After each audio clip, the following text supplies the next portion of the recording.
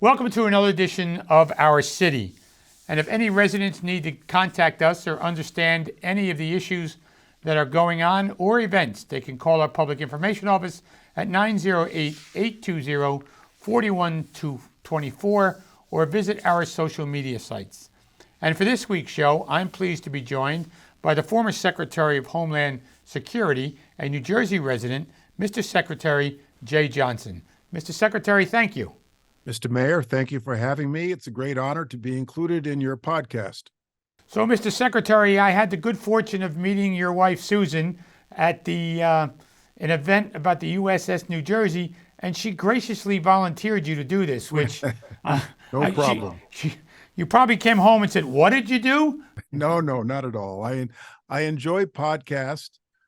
I'm on TV on news shows a fair amount, but a podcast is an opportunity to have a real conversation. So I enjoy podcasts. So, Mr. Secretary, speaking of that, you're on TV this morning talking about the Border Patrol and the danger of Trumpism on MSNBC. Maybe we can start there because it's two issues that greatly affect our country. So we're in the midst, Mr. Mayor, of a hemispheric migration crisis on our continent. The problem of the southern border and illegal migration on the southern border is much, much bigger than it was when I was in office in 2013, 2014, 2015, 2016, by multiples.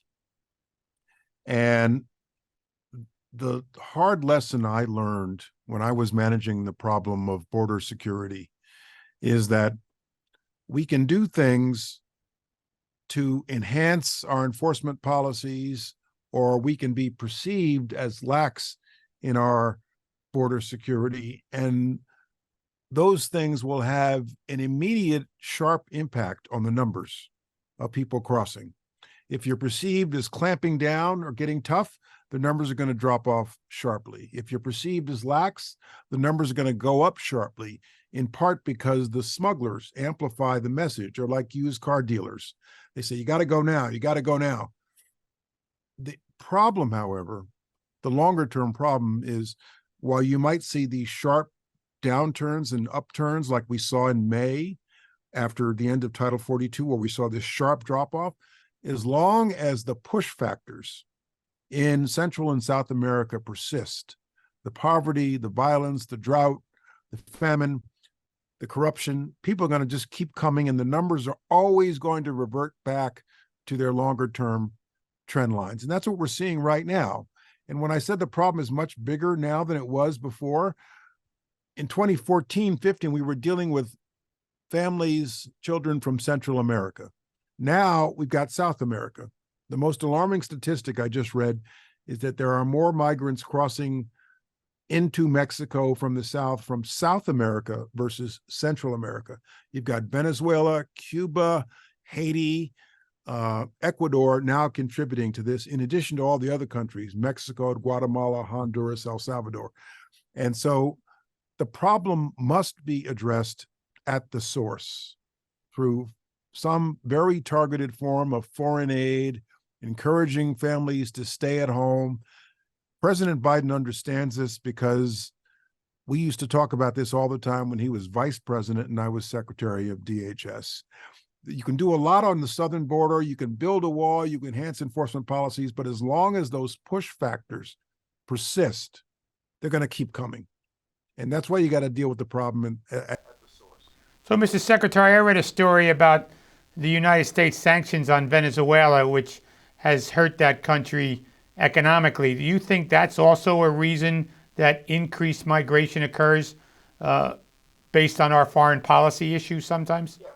Yes. And the problem with Venezuela is they don't take back their migrants after they're ordered deported.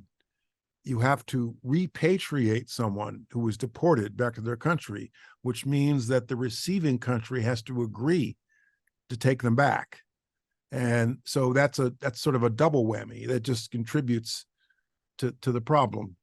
And the other point about Donald Trump I'll make, which you asked me about, point I made this morning on television is, let's not lose sight of the fact that the presidency, like the mayor of a city like yours, is a job. It is the most demanding job in the country. Would you hire someone? I mean, let's be practical here. Would you hire someone for a job that was important to you who is under 4 criminal indictments right now? I don't think so.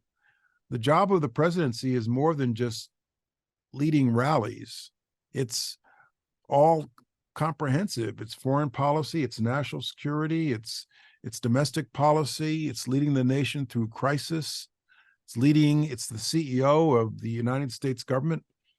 And we mustn't lose sight of that in the politics, in the volatile politics these days, in the run up to this presidential election. Mr. Secretary, the accomplishments in your administration when you were the Homeland Security Secretary, please talk about some of those, because things have changed drastically in the last 7 years. That's an interesting question. When you're DHS Secretary, you're always on defense. You're on the defensive team. And nobody really notices the defensive team unless there's a mistake made, unless there's a goal scored. One of my biggest achievements, which no one knows about, no one really talks about, was the 2015 UN General Assembly.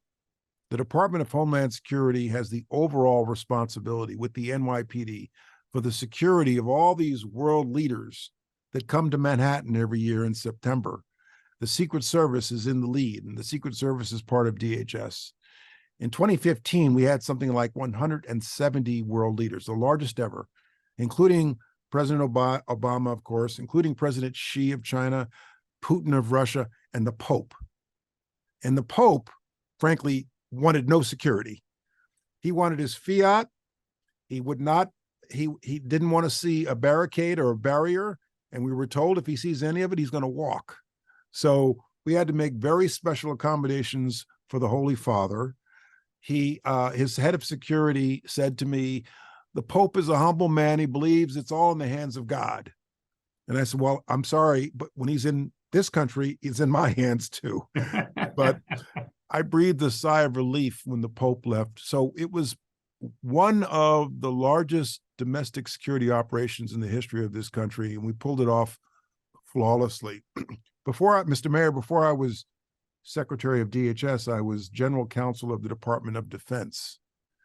My 2 most proudest accomplishments there were, one, the repeal of the Don't Ask, Don't Tell law, which prohibited gay and lesbian service members from being honest about their sexual identity. And if you can see visually my office here, you can see behind me one of the pens that Barack Obama used to sign that repeal in 2010. And the other thing, frankly, was the bin Laden operation. 9/11 changed my life. And I was proud to go back into national security in 2009. And May 1st, 2011, when we got bin Laden, was one of my best days in public service. Mr. Secretary, was 9/11 the catalyst to spur you into this walk of life? One of.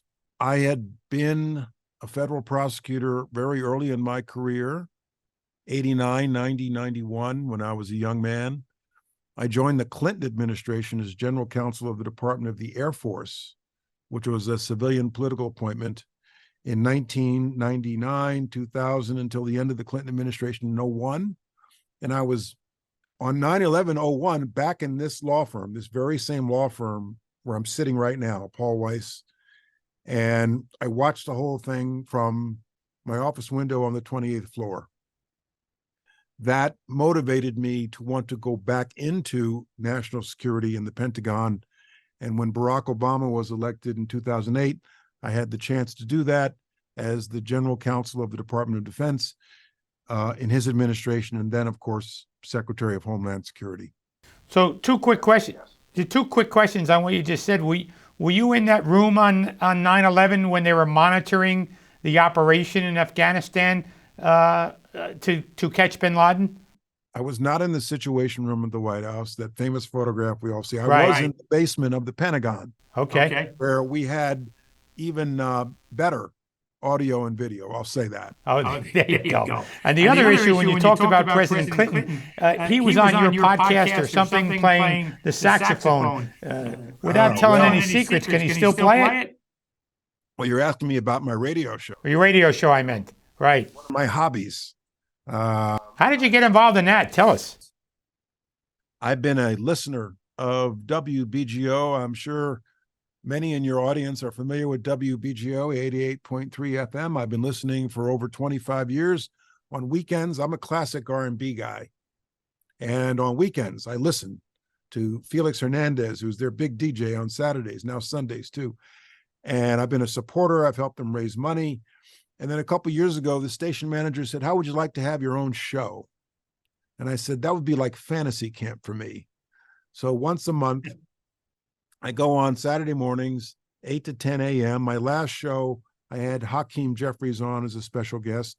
And you're right, my very first guest in March of 2022 was the former President Bill Clinton, because we talked about his love of the saxophone and, of course, national and international events. Now, what's amazing is that when I showed up for the Zoom for the interview, I showed up early because I'm interviewing the former president of the United States. I better be early. He was there before me. He was so anxious to talk about his love of music.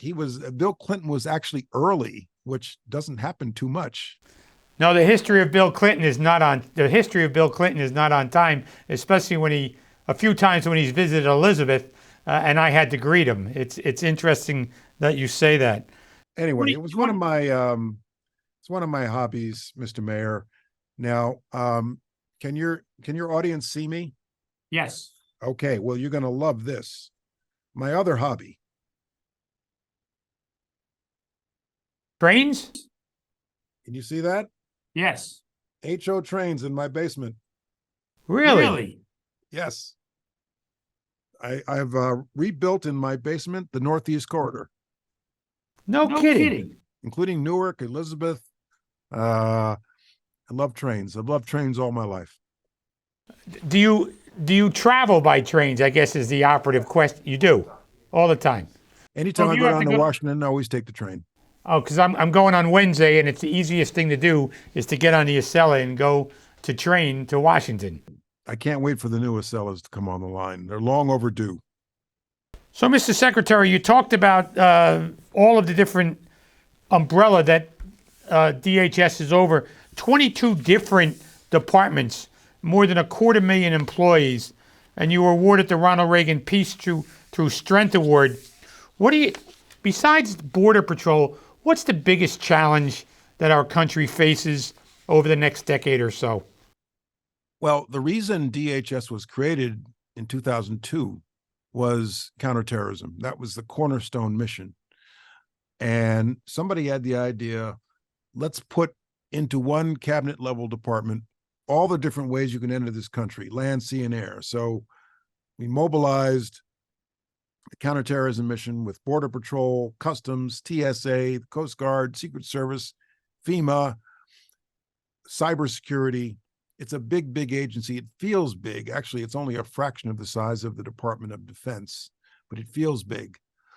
To be frank, the immigration mission overwhelms the job because it is so politically volatile and difficult. And this problem on the southern border we talked about earlier is so extraordinarily difficult politically. I am honored and flattered that I received the Ronald Reagan Peace Through Strength Award, which you can see here over my left shoulder in 2018. Frankly, I don't know why they gave it to me at the Reagan Library. I guess it's from my work in the Defense Department and in Homeland Security. I do believe that when you receive an award in someone's name, you're responsible for helping to uphold the man's legacy. And one of my favorite quotes from Ronald Reagan, toward the end of his presidency in 1988, was on the subject of immigration. Ronald Reagan, and I'm paraphrasing here, it's not an exact quote. Ronald Reagan said, "You can go to France and never be French. You can go to Japan and never be Japanese. You can go to Germany and never be German, but you can come to America and be American." And I used to like to say that at naturalization ceremonies as well. And that's the unique and beauty of our country, in my opinion. So, Mr. Secretary, you mentioned the forming of DHS in 2002. The first secretary, Michael Cherof, is an Elizabeth native. That was pointed out to me when I first said I'm the first secretary of DHS from New Jersey, and I got slapped down immediately. "No, you're not. You're the second." I said, "Well, okay. Well, I'm the first from Essex County. How's that?" There you go, Mr. Secretary. One of the things I want to ask you as well is in 2016, you were designated the designated survivor at the State of the Union. And there was a TV show about the designated survivor, and some of my young staffers didn't even know that was a real thing. Can you talk to our viewers about it is a real thing? It's definitely a real thing. I got that duty twice. Twice. So the concept is you have 18 or so people in the presidential line of succession: president, vice president, speaker, president pro tem of the Senate, and the cabinet secretaries in the order of the seniority of their department. And because DHS is the newest cabinet level department, I was last in the presidential line of succession. And so State of the Union 2016, I got the short straw because you can't have all those people in one place at one time. So for a State of the Union or an inauguration, somebody's got to be left out in case of a catastrophe. So I got this duty, State of the Union 2016. I had to go off to the undisclosed location, which I can't disclose to you. Of course. And you sit there and you watch the State of the Union. It's nice because you get to bring the White House chef with you. And when the president's back in the residence, you get to go home. I got the duty a second time for the inauguration, January 20, 2017, for Donald Trump's inauguration. And on Inauguration Day, it's fundamentally different because all the cabinet is resigning and somebody's got to stay behind until the successor is appointed, because otherwise all the cabinet resigns and then only people in the presidential line of succession are the vice president, the speaker, and the president pro tem of the Senate. That's only 3 people, and they're all going to be at the inauguration. So some Obama cabinet member had to stay behind, and the incoming administration had to agree to keep that person until that person's successor is appointed. So my undisclosed location on January 20 was my home in New Jersey. I get to disclose that. I just came home a day early, and I make a great trivia question. Who was Donald Trump's first Secretary of Homeland Security? That was me, for 7 hours and 32 minutes after noon when he was sworn in. And I was, in fact, the entirety of his cabinet. And it's a pretty extraordinary thing because in an instant, I went from being Secretary of DHS to 3rd or 4th in the line for the presidency to a private citizen. That doesn't happen to too many people. All in one day, all in a few hours. All in an instant. So, Mr. Secretary, My successor was appointed. yeah, Mr. Secretary, you're an important voice in the political discourse and a frequent guest on television shows. I guess one of the questions before we close is, would you return to government if asked? I would never say never.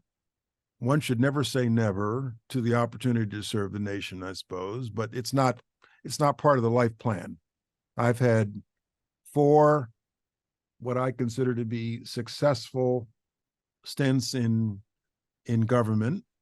They were all good, they were all exciting, and sometimes you can overstay your welcome, one too many.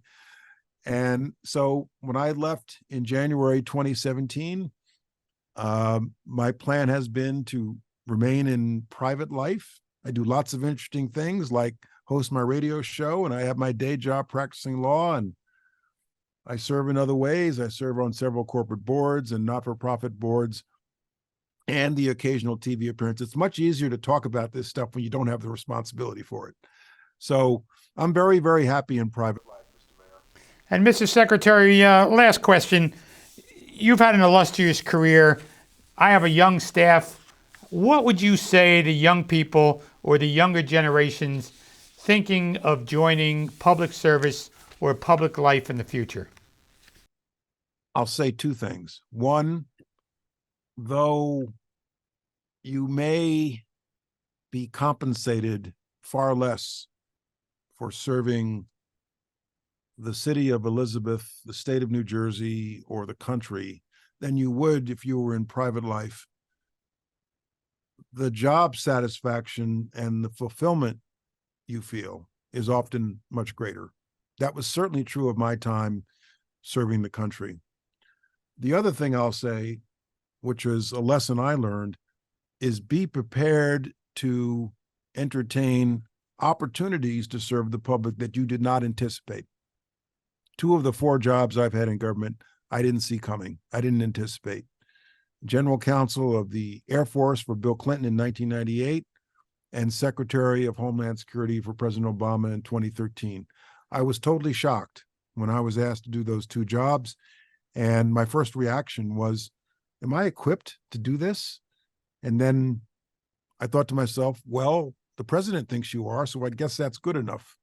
But be prepared to entertain opportunities that you didn't see coming that might be a little bit out of your comfort zone. But all in all, we need smart young people willing to serve their communities, their city, their state, their country. And I always tell young people at graduations or commencements or elsewhere, my public service has been the most gratifying part of my career. So, Mr. Secretary, I want to thank you really for taking the time. I mean, it was extremely special of you to give us this half hour. I'm sorry for the problem in the computer, but you stuck with us. And please give my best to your wife, Susan, for putting this together. Thank you very much, Mr. Mayor. I enjoyed this. I want to thank Mr. Secretary Jeh Johnson for joining us on this evening's show, and we'll hope to see you next week on another edition of Our City.